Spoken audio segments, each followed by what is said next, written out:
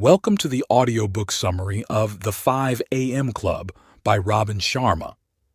In this powerful and transformative guide, Sharma introduces the life-changing habits of early risers and reveals how waking up at 5 a.m. can unlock peak productivity, creativity, and personal growth. Drawing from timeless wisdom and cutting-edge science, this book offers practical tools to help you harness your mornings and design a life of success, balance, and fulfillment. Join us as we explore the key lessons of the 5 a.m. Club and discover how to elevate your days one morning at a time. Chapter 1. The 5 a.m. Club. For the purpose of this summary, let's imagine a group of people and let's say their roles are similar to those of the members of the Breakfast Club. We have an entrepreneur who feels his life lacks purpose. We have a frustrated artist who's trying to spark their creativity. And last but not least, we have a billionaire mentor, a wacky character with some unconventional success secrets to share. So, let's say they all meet at a professional conference which centers around a keynote speaker known as the Spellbinder, a business guru renowned for his ability to captivate audiences and impart life-changing success tips. So, following the keynote speech, the billionaire approaches our artist and entrepreneur in disguise. Rather than dressing like a billionaire, he was, in fact, severely underdressed for the occasion. But this, too, was part of a calculated strategy. To remind himself and others that money isn't everything and that you can't judge someone's wealth or worth by their appearance, he often dressed as though he was very poor indeed. Given his appearance, you can imagine the others' surprise when he told them that he'd made a fortune by following the Spellbinder's advice, and that the Spellbinder was actually his personal mentor. Already intrigued, the two listened as he told them how the Spellbinder had taught him that many people want extraordinary things to happen to them, but that truly great people understand they can create those extraordinary events themselves. So, when he told them that the key to unlocking an extraordinary future lay in one tip that was more important than anything else, they couldn't wait to find out what it was. They were even more surprised when he told them that the secret was as simple as crafting a world-beating morning routine. But when the billionaire offered to teach them everything he knew the next day, if they met him at 5 a.m., they jumped at the chance, and that's how their journey began. Chapter 2. Elite Performers. Get up at 5 a.m. Like most of us, our artist and entrepreneur weren't used to getting up that early in the morning, and they listened blearily as their new mentor told them that getting up at 5 a.m. had taught him to break free of the mediocrity that so easily ensnares people. He also informed them that rising at this hour had enabled a number of successful people to revolutionize their productivity and rise to the top of their game, including such notable greats as Mozart and John Grisham. Here's why it works. We all have a limited amount of mental energy for each day. Think of it as your cognitive bandwidth. That limited bandwidth gets occupied by a variety of conflicting sources throughout the day. From the moment you wake up, everything from your job and your relationships to the news and social media are demanding your attention. These constant demands leave us feeling pressured to multitask, ping-ponging our attention back and forth from one thing to another so that our ability to focus on one consistent thing is severely weakened. But by lunchtime, we've already been inundated with so many demands that our ability to focus on anything is almost depleted. But starting your day at 5 a.m. effectively hotwires your brain so you can maximize your focus. That's all thanks to the concept of transient hypofrontality.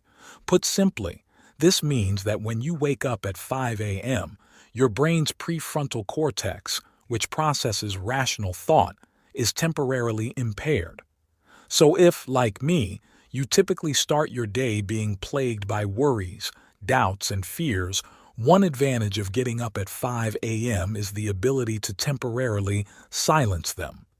And as an added bonus, during this time of day, Your brain is pre-programmed to stimulate the production of dopamine and serotonin, both of which will make you happier and give you a more peaceful start to the day. So, when you minimize unproductive thoughts and negative self-talk and replace them with energy, peace, and productivity, it stands to reason that you'll enter a natural state of flow in which you're happier and more focused. And if you start your day with that kind of boost, there's no limit to what you can accomplish. But if that's not enough to convince you to forego a few hours of sleep, you might also want to consider this. If you want to be at the top of your game and class yourself amongst the top 5% of the world's elite performers, you have to be willing to make commitments that the other 95% of the world aren't willing to make. And most people definitely aren't willing to get up at 5 a.m. So, if you want a huge competitive advantage, this is a great way to get ahead. Chapter 3. How to be a history maker. There are people who accomplish things, and then there are people who make history and become household names. The latter category is comprised of people who set records, break boundaries, and make contributions so significant that they are immortalized through their success. But what's the difference? And what determines the type of success you have? According to our billionaire mentor, a history maker is defined by their 4 areas of focus. The first is their ability to capitalize on their talents. This doesn't mean that they're the most talented people, but rather that they make the most of what they have. So, instead of comparing your gifts to someone else's and assuming you don't have what it takes, capitalize on the talents you do have and use them to make a difference. The second key area of focus is the ability to free yourself from distractions. This is especially vital because it's probably the number one problem that holds people back. And whether your distraction comes in the form of social media addiction or a toxic relationship that drains you of your energy, neither of these distractions can remain in your life if you want to be a winner. So, to cultivate a winning worldview, it's crucial that you focus, simplify, and concentrate. Start by eliminating multitasking from your life and become a purist instead, devoting your attention only to a few key projects instead of spreading yourself thin between loads of little tasks throughout the day. It's also vital that you eliminate distractions, so take an aggressive spring cleaning approach to the mental clutter of your life. Turn off notifications when it's inhibiting your focus. Cancel activities that don't add joy and value to your life. And most importantly, give yourself a distraction-free hour to jumpstart your day by joining the 5 a.m. club. Thirdly, it's also important to understand the power of day stacking. Put simply, day stacking means that accomplishing a few small tasks each day is more important than doing a couple of big things once in a while. So, work on strengthening one small skill or ability a little bit at a time each day. If you want to get on top of your email inbox, cultivate a better daily routine, or improve your performance in a few little areas, this is the perfect way to do it. And last, but not least, the final key area of focus for history makers is practicing personal mastery. This concept is based off psychologist Anders Ericsson's theory that a person must invest 2.75 hours of daily practice in a skill before they reach the level of elite mastery. So, if you want to master yourself and truly become capable of orchestrating a successful future, invest the first 2 hours of each day in working deeply on yourself, your mindset, and your attitude. Chapter 4. Your 4 Interior Empires. If you've ever attended a professional conferences, chances are that you, like our artist and entrepreneur, have frequently heard that you should work on your mindset. But the billionaire acknowledged that the mindset is actually only one of 4 interior empires, which require constant attention and personal improvement. And although working on your mindset is great, if that's the only area you focus on, that means you're ignoring your heart set, health set, and soul set. So, let's take a look at each of these sets and their roles in your life. Your heart set is exactly what it sounds like. It's the state of your emotional well-being. And because each of your four interior empires are connected, the strength and stability of your mindset doesn't matter if your heart set is in shambles.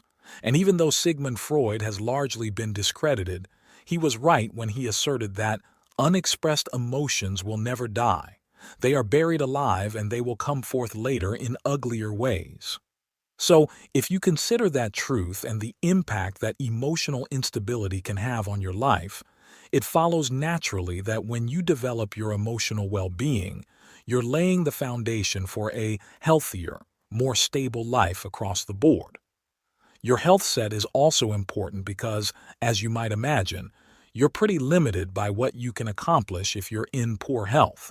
So, commit to your future success by taking care of yourself in the present and make a commitment to boost your health and productivity by pursuing exercise. The physical and emotional benefits of exercise are well documented, but it doesn't hurt to be reminded that exercise can increase the flow of positive hormones and reduce stress, both of which can greatly benefit your personal life and career. And last but not least, it's crucial that you also focus on your soul set. Think of your soul set as your spirituality, or what keeps you centered. By focusing on your soul set, you'll be able to connect with the truest version of yourself and relinquish your ties to the temporal and superficial elements of everyday life. Getting up at 5 a.m. can help with this too, because this early start will give you a window of clarity and opportunity which you can use to reflect on what you have to offer the world. Chapter 5. The 20-20-20 Formula. So, now that we've learned about our four interior empires, let's take a look at some practical everyday strategies we can use to develop them. Because although getting up at 5 a.m. might sound like a magic cure-all, nothing could be farther from the truth. In fact, unless you use that time to be productive and take actionable steps towards personal improvement, 5 a.m. will be no different from any other hour you could get up. Instead, as you've probably guessed, the truth is that the real magic lies in how you use that time. And the billionaire's 20-20-20 method is the perfect way to optimize your productivity, operating on the principle that you should use 20 minutes to move, 20 minutes to reflect, and 20 minutes to grow. This method taps into each of your four inner empires and helps you strengthen them for a healthy start to your day. So, first start by engaging in 20 minutes of vigorous exercise. I know that's probably the last thing you want to do at 5 a.m., but remember what we talked about earlier, about how your brain is free of inhibitions and stresses at this hour? The good news is that if you can spring out of bed at 5 a.m., you'll sort of get a chance to catch your brain off guard before it's awake enough to remind you that you don't like exercising at 5 a.m. So, take advantage of that opportunity and concentrate on moving vigorously enough to really work up a sweat. You want to specifically ensure you're sweaty because sweat decreases the cortisol or fear hormone in your brain and generates the protein BDNF, which promotes the formulation of new neural connections. This means that just 20 minutes of active sweating can actually program your brain to think faster, which will enhance your productivity for the day. Once you've done that, use the little window of time between 5:20 to 5:40 a.m. as a time of deep reflection and solitude.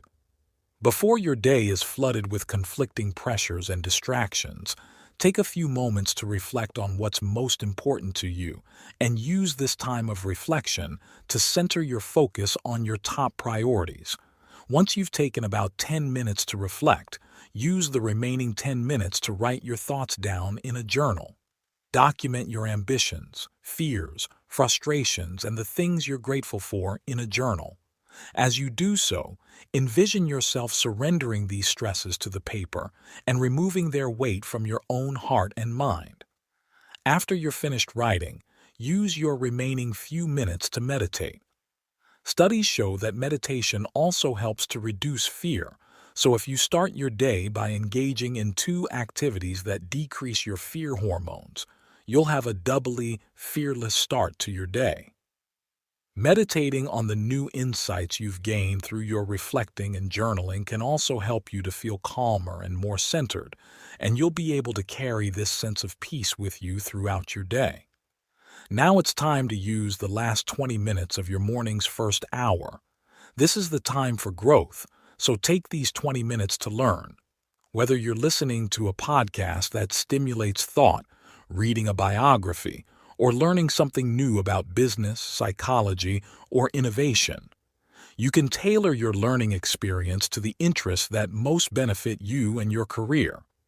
Keep in mind that every successful history maker is also defined by their love of learning and commitment to growth, so dedicate yourself to spending 20 minutes of each morning in pursuit of knowledge.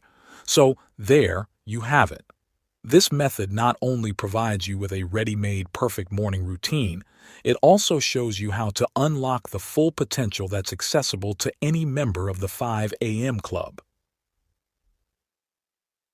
Chapter 6. Embrace Sleep. A system which asks you to get up at 5 a.m.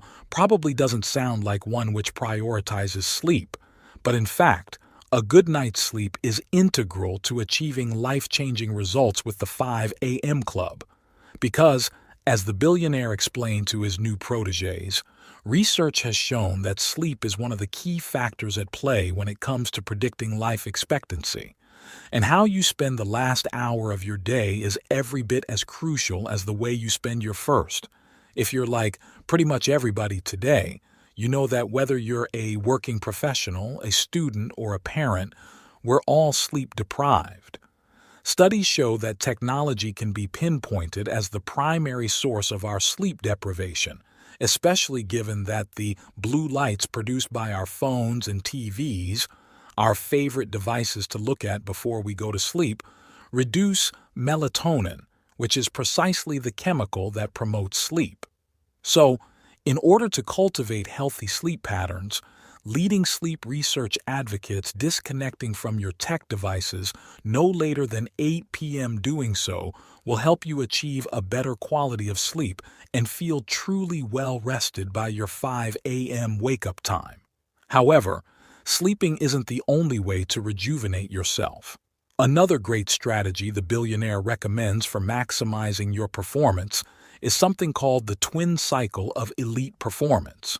Here's how it works. Rather than burning yourself out with prolonged periods of frantic productivity where you try to accomplish everything that needs to be done, oscillate between periods of passionate work and deep renewal to bring balance to your life. By intentionally dedicating your time to relaxation as well as work, you're recognizing the value of mental health and optimizing your potential. And as you make active efforts at self-care, you minimize the potential for burnout, thus giving yourself room to grow in both a performance phase and a recovery phase. However, that may be difficult for some of us to accept. Those who operate on an all work, no play mentality like our entrepreneur in the story might struggle with the necessity of slowing down and taking time off. We might even feel guilty when we're not working, as if we're using our time for less worthy things. But if we remember the value of tending to our interior empires, we can recognize the necessity of balance and cultivate a healthier life. Chapter 7. Final Summary. The conclusion of the 5 a.m. Club by Robin Sharma emphasizes the transformative power of rising early and cultivating habits that lead to personal growth, productivity, and success. By waking up at 5 a.m., individuals can dedicate the first hour of their day to activities that enhance their mindset, health, and spirit, using the 20-20-20 rule: 20 minutes of exercise, 20 minutes of reflection, and 20 minutes of learning. The book underscores the importance of discipline, focus, and building routines that align with long-term goals. The key message is that sustained success and happiness come from mastering daily habits, embracing discomfort and dedicating time to self-improvement. By seizing the victory hour each morning, readers are encouraged to tap into their full potential, live with greater purpose, and achieve extraordinary results in both personal and professional spheres.